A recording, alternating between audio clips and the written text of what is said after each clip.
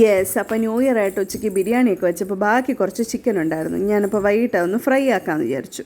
അതിൽ ഞാൻ മുളക് പൊടിയും മഞ്ഞൾപ്പൊടി ഉപ്പും കൂടെ ചേർത്ത് നല്ലപോലെ പുരട്ടി വെച്ചതാണ്. അതിലേക്ക് കുറച്ച് ജിഞ്ചർ ഗാർലിക് പേസ്റ്റും അതിൻ്റെ കൂട്ടത്തിൽ കുറച്ച് പച്ചമുളക് കൂടെ അരച്ച് അങ്ങ് ചേർത്ത് കൊടുത്തിട്ടുണ്ട്. ഇനി ഇത് നന്നായിട്ട് മിക്സ് ചെയ്തിട്ട് നമുക്കൊന്ന് റെസ്റ്റ് ചെയ്യാനായിട്ട് വെക്കാം. യെസ്, നന്നായിട്ടൊന്ന് ഇളക്കി കൊടുത്തിട്ട് ഇനി നമുക്കിതൊന്ന് ഫ്രൈ ചെയ്തിട്ടെടുക്കാം. ഞാനൊരു അരമണിക്കൂർ റെസ്റ്റ് ചെയ്യാൻ വെച്ചു. ഇനി ഞാൻ നല്ല ചൂടുള്ള എണ്ണയിലേക്ക് ഓരോ പീസായിട്ട് അങ്ങ് ഇട്ട് കൊടുക്കുകയാണ്. മൊത്തം നമുക്കൊന്ന് ഫ്രൈ ചെയ്തിട്ടെടുക്കാം. ഭയങ്കര ഡീപ്പ് ഫ്രൈ ചെയ്യേണ്ട, എന്നാലും അത്യാവശ്യം നല്ല രീതിയിൽ തന്നെ ഫ്രൈ ചെയ്തെടുക്കാം.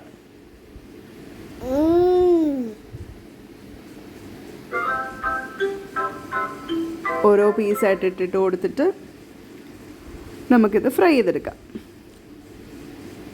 ചിക്കൻ്റെ മുകളിൽ ഞാൻ കുറച്ച് കറിവേപ്പിലയും കൂടി ഇട്ട് കൊടുക്കുകയാണ്, നല്ലൊരു ഫ്ലേവർ കിട്ടാനായിട്ട്.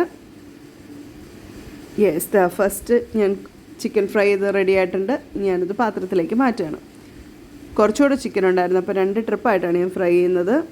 യെസ്, രണ്ടാമത്തെ സെറ്റ് ഇവിടെ സെറ്റ് ആയിക്കൊണ്ടിരിക്കുന്നു. ഇനി ആ ചിക്കൻ മാറ്റിക്കഴിഞ്ഞാൽ എണ്ണയിലേക്ക് ഞാൻ കുറച്ച് തേങ്ങയും കൂടെ ചിരണ്ടി ഇതങ്ങ് ഇട്ട് കൊടുക്കുക. ആ ചിക്കൻ്റെ ഫ്ലേവറിലുള്ള എണ്ണയിലേക്ക് തേങ്ങ ഫ്രൈ ചെയ്ത് നമുക്ക് എടുക്കാം. ഫ്ലെയിം കുറച്ച് വെക്കണം, അല്ലെങ്കിൽ തേങ്ങ പെട്ടെന്ന് കരിയാനായിട്ട് ചാൻസ് ഉണ്ട്. ആ തേങ്ങ ജസ്റ്റ് ഒന്ന് ഫ്രൈ ചെയ്ത് കളർ മാറി തുടങ്ങുമ്പോഴത്തേനും നമുക്ക് അങ്ങോട്ട് എടുക്കാം. എന്നിട്ട് നമ്മൾ ഫ്രൈ ചെയ്ത് വെച്ചിരിക്കുന്ന ചിക്കനിലേക്ക് അങ്ങ് ചേർത്ത് കൊടുക്കാം. യെസ്, ഇനി ആ പാനിൽ തന്നെ ഞാൻ കുറച്ച് സവാള ആഡ് ചെയ്ത് കൊടുക്കുകയാണ്. ഓൾറെഡി ഇഞ്ചിയും വെളുത്തുള്ളിയൊക്കെ നമ്മൾ അരച്ച് ചേർത്തുകൊണ്ട് ഇനി അതൊന്നും ആഡ് ചെയ്യുന്നില്ല. സവാള മാത്രമേ ഇടുന്നുള്ളൂ. കുറച്ച് ഉപ്പ് ചേർത്ത് കൊടുക്കുന്നു, കുറച്ച് കറിവേപ്പില, ആവശ്യത്തിന് മഞ്ഞൾപ്പൊടി, കുറച്ച് മല്ലിപ്പൊടി. ഇനി ഇതിലേക്ക് ഞാൻ കുറച്ച് ചിക്കൻ മസാല ചേർത്ത് കൊടുക്കുകയാണ്.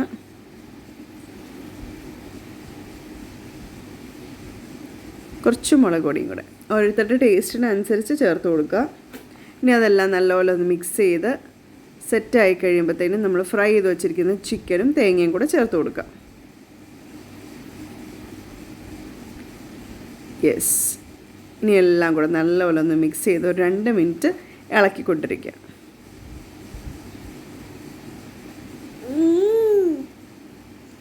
നല്ലതായി എമ്മി ആയിട്ടുള്ള ചിക്കൻ ഫ്രൈ ഇവിടെ റെഡി ആയിട്ടുണ്ട്. ന്യൂ ഇയർ ആയിട്ടൊരു സ്പെഷ്യൽ റെസിപ്പി. അപ്പോൾ എല്ലാവരും ട്രൈ ചെയ്തോളൂ.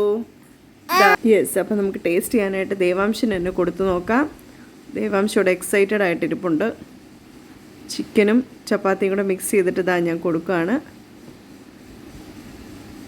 യെസ്, അത്യാവശ്യം സ്പൈസിയാണ്, എന്നാലും ആൾക്ക് വലിയ പ്രശ്നമില്ല, ഇഷ്ടപ്പെട്ടെന്ന് തോന്നുന്നു.